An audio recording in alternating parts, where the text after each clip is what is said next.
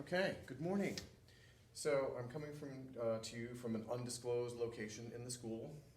Okay, it's Miss Kennison's room. Her lighting works better than mine, so you see the glare right up here.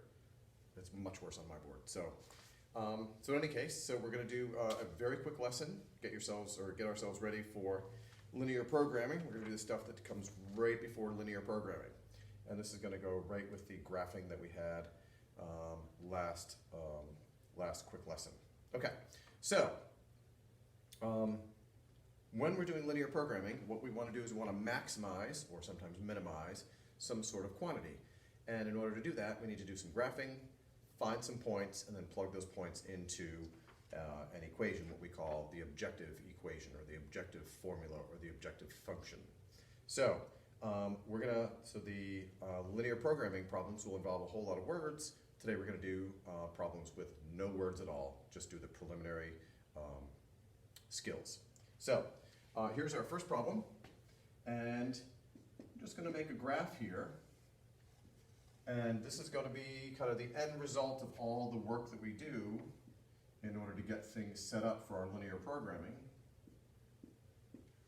And so our graph is going to consist of, in this case, 4 points. So we got 1, 1, and we got 2, 4, and we have 4, 4, and we have 5, 2. 5, 2 right here. So this is going to be a result of some lines that we're going to graph. And but today we're not going to actually graph those lines, at least in the first part of the lesson we're not going to graph those lines. But these lines, 1, 2, 3, 4, will all create a closed shape. And so what we're interested in is this shape right here. And as it turns out, in our theory of linear programming, the points that might maximize or minimize the value that you're looking to maximize or minimize, like you want to maximize a profit, or minimize the amount of time it takes to produce a product or something like that. As it turns out, only the points on the corners are going to give us either maximum or minimum values. Any points in the middle will give us not maximum or minimum because they're in the middle. So we go to the extremes, the outsides, the corners. So, and let's say this is the function we would like to maximize. Z equals 7x minus y.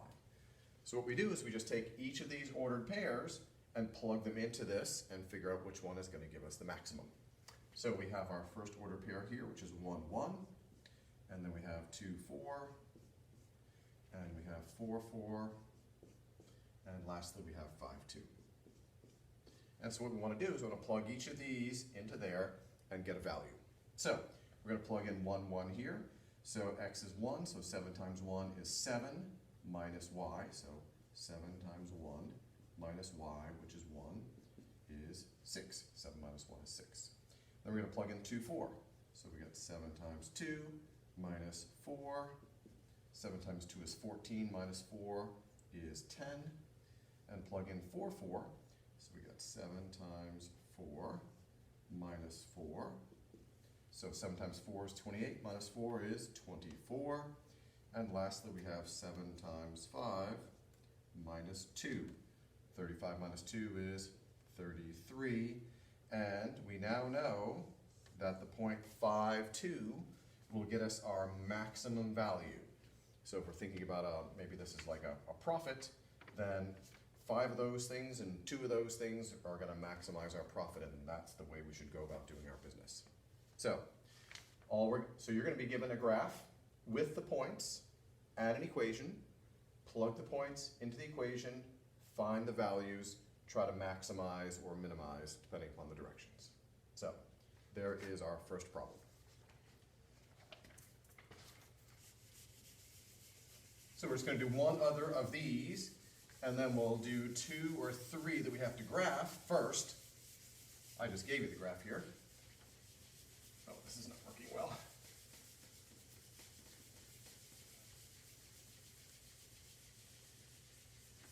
Good thing I've been working out this vacation. Hope you all have too. Not sure that spring sports are going to happen, but they may. All right, here is our second example. Same kind of show.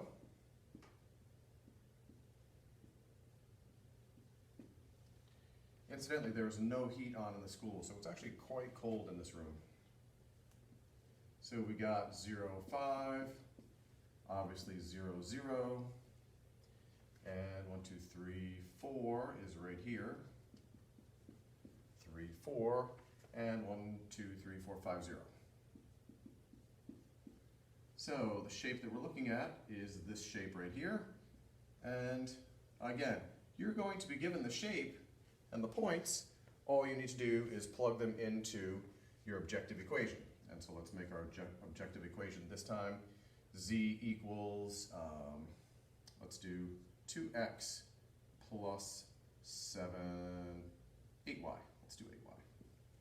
All right, so again, we have 4 points. We could have 3, we could have 5. We can't have 2. Why can't we only have 2? Sure wish you were all here to answer that question out loud. Of course, we can't have 2 because that doesn't make a closed shape. All right, so we have 0, 0. Not going to make much profit from that. 0, 5, 3, 4, and 5, 0. Okay, so plugging those in, 2 times 0 is 0, of course, and 8 times 0 is also 0, so we get 0 out of that. And again, we have 2 times 0 plus 8 times 5. That's going to be 40. And we got 2 times 3 plus 8 times 4. So 2 times 3 is 6, and 32 makes 38. So far the winner's 40. And we got 2 times 5 plus 8 times 0 makes 10. So there it is. So we want to make 0 of those and 5 of those, or we want to have 0 of these and 5 of those, or whatever the case may be. So there it is. The graph is given to you, the points are given to you, plug them in, do the work, and you get to your answer. Okay, so this is the easy stuff, or the easiest stuff. The next thing that we're going to do is also easy. We're just going to have to create the shape ourselves from some equations, which is not terribly difficult, but you know, we're still going to do it.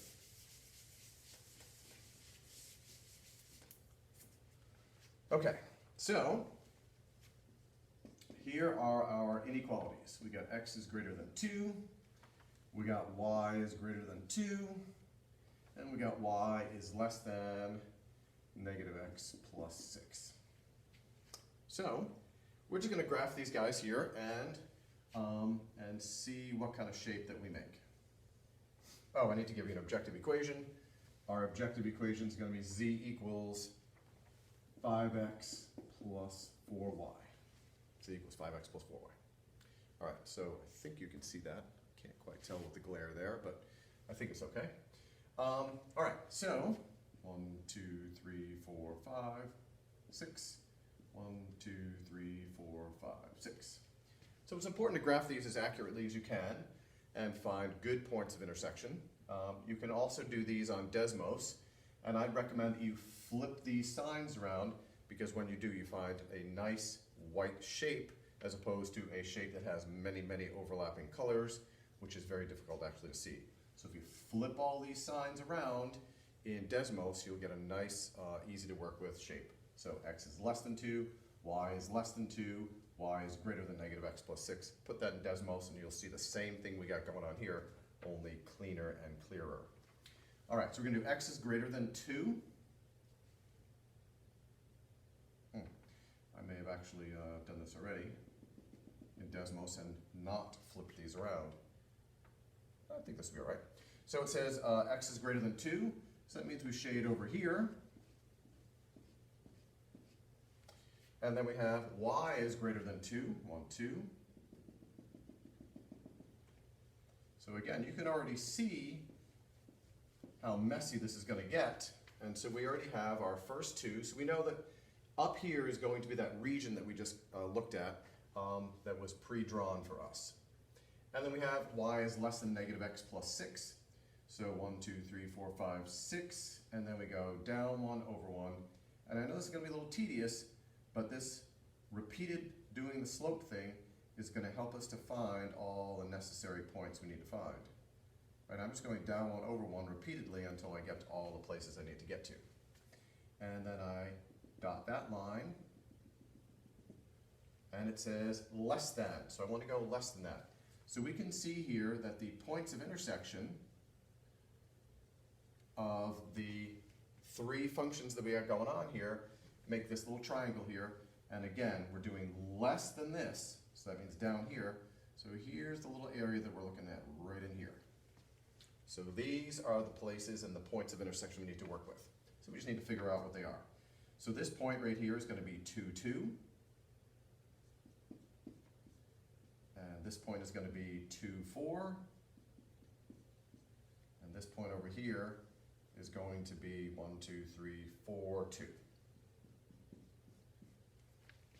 So again, we just graphed these three things, shaded where we need to shade, found out where they all overlapped, and then found the corner points of that shape.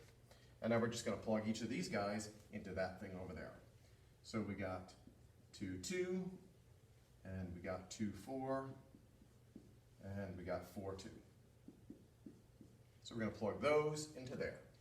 So we're going to plug that into there. So we get 5 times 2 plus 4 times 2. So 10 plus 8 is 18. Hopefully that's still in my screen there. And it is not. All right, so that's 18. So I'll just move that over a little bit. So we got 5 times 2 plus 4 times 2 makes 18. That should still be my screen. Yeah, there it is. Good. Okay. And then here we have the same thing. Just plugging in 2 and 4 into my function. So we got 4 times 4. So 10 plus 16 is 26. So far that's the winner. And then we got 5 times 4 plus 4 times 2. 20 plus 8 is 28. And that's the one we want right there. So 4, 2 gets us our maximum value. And that maximum value is 28. So if I asked you the question, so how many of product A and product B should we make to maximize the profit, and what is that? You'd say, hey, make 4 of A, 2 of B, and the profit will be $28 million or whatever. Okay, so let's do one more of these and call it a short lesson. So this next one's going to be a little trickier because we're going to have to do a little extra work to make the graphs happen, because I'm not going to solve everything for y as these were.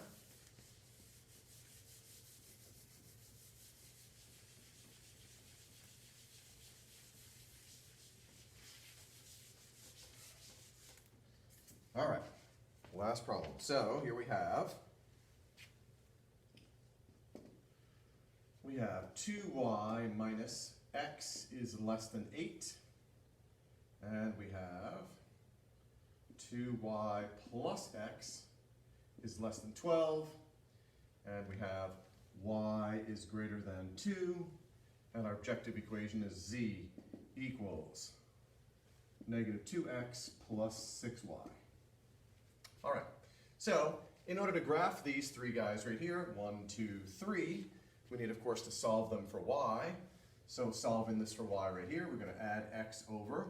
So we have 2y is less than x plus 8. And then we divide everybody by 2, and we get y is less than 1/2 x plus 4. So there's one equation or inequality we're going to work with. Same trick over here. We're going to subtract the x over. 2y is less than negative x plus 12.